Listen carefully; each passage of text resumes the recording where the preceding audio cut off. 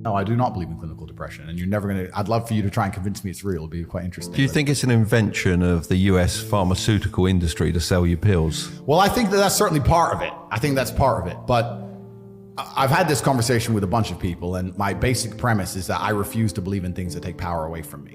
If you are in a haunted house and you believe in ghosts, you're scared of the haunted house. If you're in a haunted house and you don't believe in ghosts, you're just in a house and you don't care. So I don't like the idea when someone explains to me the idea of one day waking up and being miserable and not wanting to live anymore, and it's nothing to do with my circumstances and I have no power over it, and no matter how good my life is, I'm still gonna feel terrible and I'm gonna wanna die.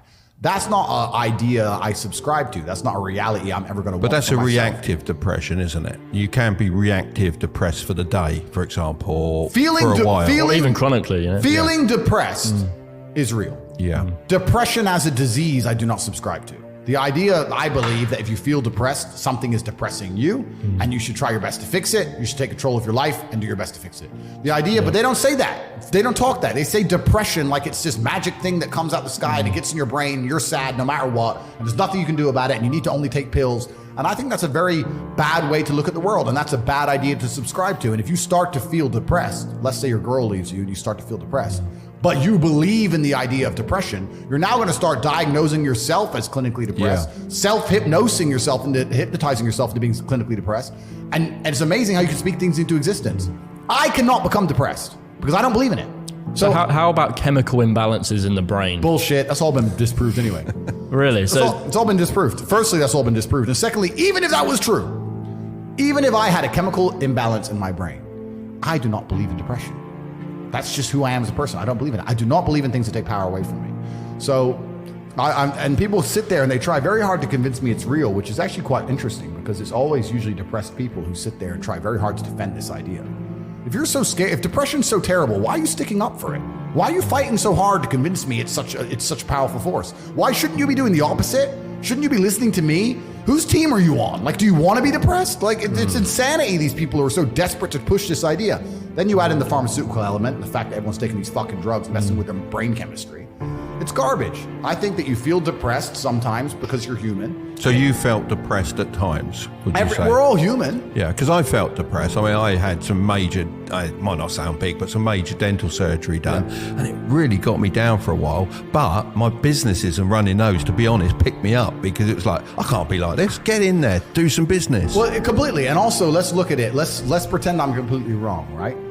We can look at situational depression like you just described. We can talk about brain imbalance and chemical imbalance. We can talk about clinical depression that you get and it's chronic and there's nothing you can do about it, whatever. Let's pretend all these things are completely true. The best option, the best thing to do is still to get up, be an adult, control your emotions, be stoic, and do the things you're supposed to do day after day. Laying in bed and doing nothing is never going to be the best option. The best option is still to go to the gym, to work hard, to run your business, to be successful. So it doesn't matter. We're talking about the different positions on the chessboard. But if the rules of the game remain the same, regardless of the position you're still trying to win, you still have to do the same things. So does it even matter at this point? If you come along and say he's depressed because of X and he's depressed because of Y and he's depressed because of Z, and the answer to all of them is still the same thing, then I don't give a fuck why you're depressed. All I know, what I will say as a matter of fact, is this world is hyper competitive, especially as a man. Most men are walking through life and they don't realize that it's constant competition.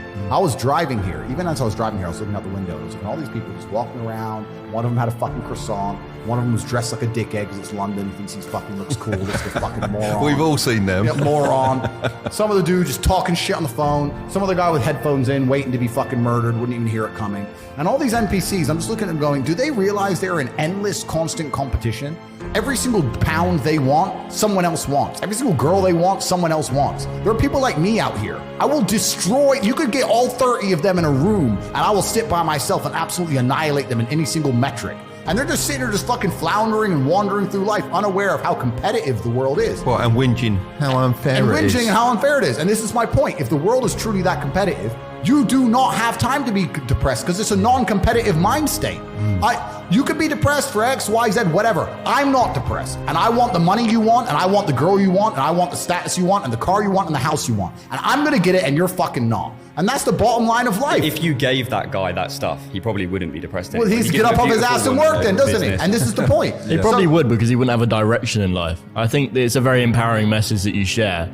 And, you know, I think if you can fix it with pills, you can probably fix it by going to the gym and doing all of these other aspects. But pills doesn't even fix it. Pills just numbs it. Mask. It masks it. Well, it's not a holistic way to treat it, is it? Whereas what you're saying is more so.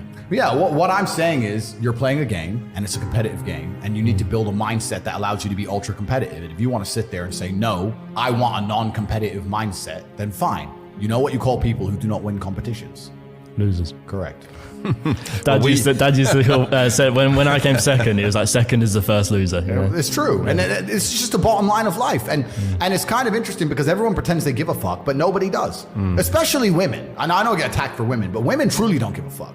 If you ask a woman the kind of man she wants, she will never say depressed or sad. Ever. She wants a man who is ultra capable, ultra competent. I've literally had women say to me, you know why I love being around you? I'm like, what? I don't have to think. I'm like, what do you mean? Because I just turn up and like, we just walk in the hotel and everyone, staff do anything we want and the jet's just on the runway and we just land and I'm in this beautiful place and I don't even know where I am and I get to just turn my brain off and it's great. Like, they want someone who is fun and spontaneous and charismatic and successful. They don't have time for sad dudes. They don't care. So the world doesn't care. The world has never given a shit about sad men. So if you're going to sit there and self-diagnose yourself as a sad man, you're going to have a shit life and nobody's ever going to give a fuck and you're going to perpetually lose forever. And that is your decision. I am so scared of being that person. The idea of that terrifies me to the point where I don't even want to accept that as a reality that can possibly exist. I don't give a shit what happens to me in my life. I don't care how bad it is. I don't care if the worst, most heinous things I could possibly imagine happen to me. I know that my sadness, my depression will be temporary because I will never stay a loser. It's against my creed. It's not in my DNA.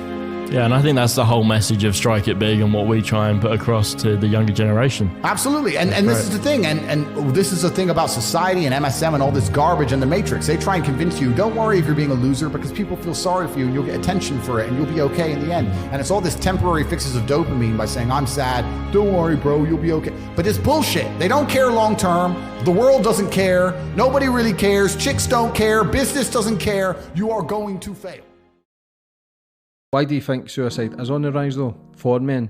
And it's only I'll tell you about this. In a high percentage. I'll tell you why. I'll tell you why. Because life's depressing as a man. We talk about depression all the time, and we don't talk about things being depressing. They're different things. I don't believe in depression. I do believe in depressing. The idea of clinical depression as a disease, I reject absolutely, and I do not believe in. I believe that certain things can happen that will make you feel depressed. And I believe that it's an evolutionary instinct humans have to warn them that there's something they're unhappy about in their life. If I went to jail now for the rest of my life, I'd be depressed.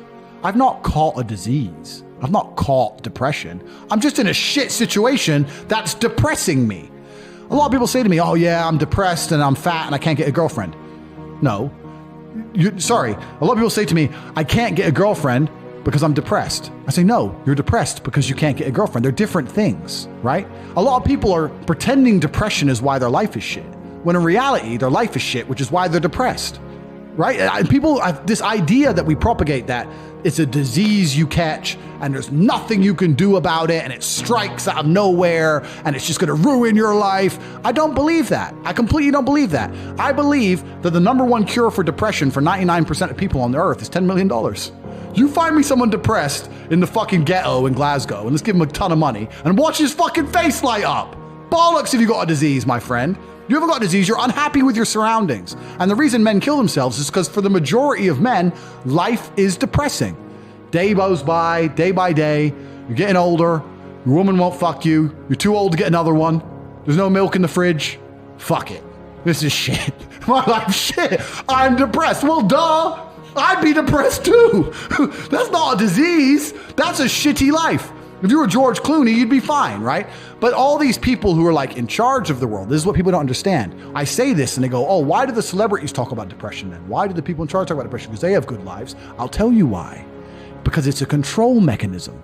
Everything I just told you all about slavery, everything I told you all about the people in charge, the elites, trying to keep the slaves in line, depression is one of the tools they use. If they convince you that depression's real, you are too busy living inside of your own mind and being selfish to look around you and understand the real world. Do you understand what I'm saying to you? Do you think that the people in charge of Earth are going to let someone become a Hollywood celebrity and have massive influence and let them say whatever they want? No, they're going to tell them, you're going to talk about depression, mental illness, and you're going to do it in a way pretending you care about it, but really you're going to promote it. You're going to convince every sad person out there that they cannot fix it and there's nothing they can do about it, so that they stay sad and stay depressed, because if they start to wake up and feel happy, they'll look around and realize that they're getting shafted. So let's keep them all sad enough to not do anything about it, but okay enough to still work the machines. It's a control mechanism. Depression is used by the elites to keep the poor people oppressed. It's another mind trick. You're all sad. It's okay. You can't help it. You're all sad. You can't help it. It's bullshit. You can't tell me I'm fucking sad, and you can't tell me I can't help it. I don't care if you're Angelina Jolie or what doctor, whoever the fuck you are. You cannot tell me I can't control my mind.